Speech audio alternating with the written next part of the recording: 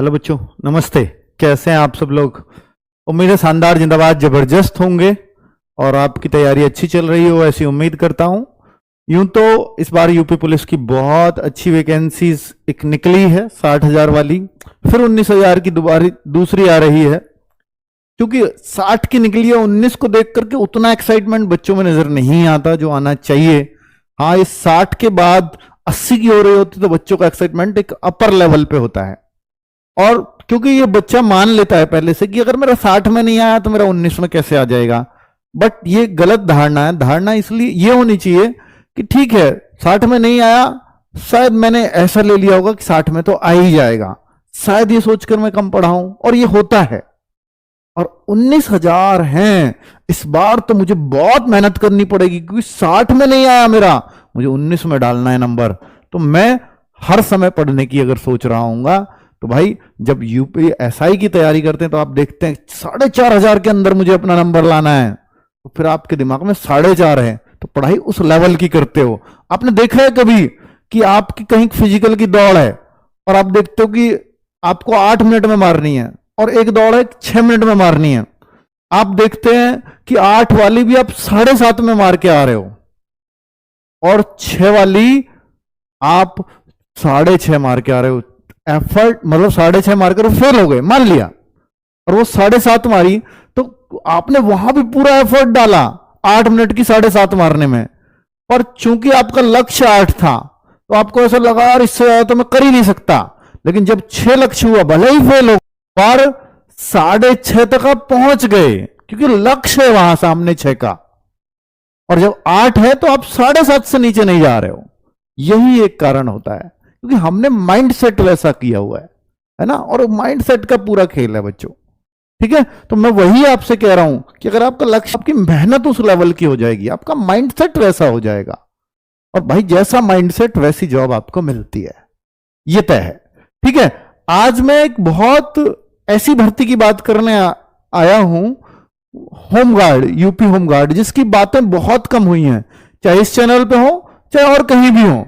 लेकिन इस भर्ती के बहुत सारे पॉइंट्स मैं ऐसे क्लियर करके जाऊंगा आपको, क्योंकि मैं होमगार्ड से बात करके भी आया हूं, क्योंकि कुछ होमगार्ड से बात की है, वो अपनी कैसी जॉब मानते हैं। तो एक जिला लेवल की ये जॉब होती है कि अगर आप जिस जिले से भर्ती हुए हैं उसी जिले में आप हमेशा रहेंगे। ऐसा नहीं है कि दूसरे जिले पे आपको भेज दिया जाएगा। आपका जो सबसे बड़ा ऑफिसर होता है वो आपका जिला कमांडेंट होता है। हर जिले में अलग अलग कमांडेंट है होमगार्ड्स के, ठीक है, वही आपका ऑफिसर है। तो आप एक जिला कैडर की जॉब आप इसको समझ सकते हो। और क्या ये परमानेंट भर्ती है, ये भी एक बड़ा क्वेश्चन है बच्चों के मन में कि सर ये प्राइवेट भर्ती टाइप तो नहीं है, कहीं निकाल तो नहीं दिया जाता होमगार्ड्स को। भाई होमगार्ड्स को देखिए, जैसे सरकारी नौकरी और इस नौकरी में एक फर्क है बड़ा, आप जितने दिन जाओगे महीने में उतने दिन की सैलरी मिलेगी, जिस दिन नहीं गए उतने दिन की कटेगी। जबकि कांस्टेबल में ऐसा नहीं होता, आपकी प्रॉपर छुट्टियां होती हैं, वो छुट्टियां आपको मिलेगी और सैलरी भी मिलेगी। यहां ऐसा नहीं है। ठीक है, तो वो और पर डे वो महीने में जुड़ करके फिर आपके कितने दिन ड्यूटी करिए उस हिसाब से है।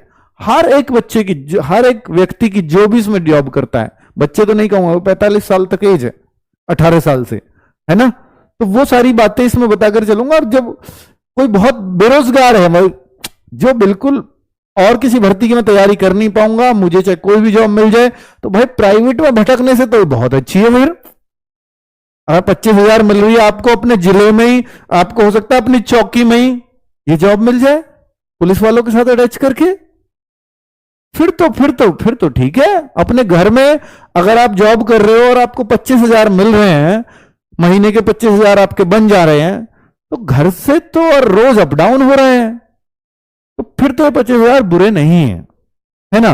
तो मैं उस भर्ती के बारे में आज बात करने आया हूं। ठीक है, तो 18 से 45 साल इसमें एज भी है। 25,000 से ज्यादा सैलरी भी बनेगी, वो मैं बताऊंगा अभी कैसे बनेगी। 2 फेजेस में भर्ती आएगी। 44,000 भर्ती आ रही हैं, जुलाई में फॉर्म आएंगे जैसा अभी तक अपडेट है, और इन 44,000 को 2 भागों में बांटा जाएगा। हो सकता है पहले भाग में 20,000 हो, दूसरे में 24 हो, जरूरी नहीं है कि 22 ही की जाएंगी, पहले में 30 हो, अगले में 14 हो। ठीक है, तो 2 फेज में भर्ती होगी, यानी एक बार में ही 44,000 को भर्ती नहीं करने जा रहे हैं। और योग्यता इसमें 10th पास है, यानी 10वीं पास चाहिए होमगार्ड बनने के लिए यूपी बोर्ड में, यूपी में, है ना। कांस्टेबल बनने के लिए आपको 12वीं होना पड़ेगा।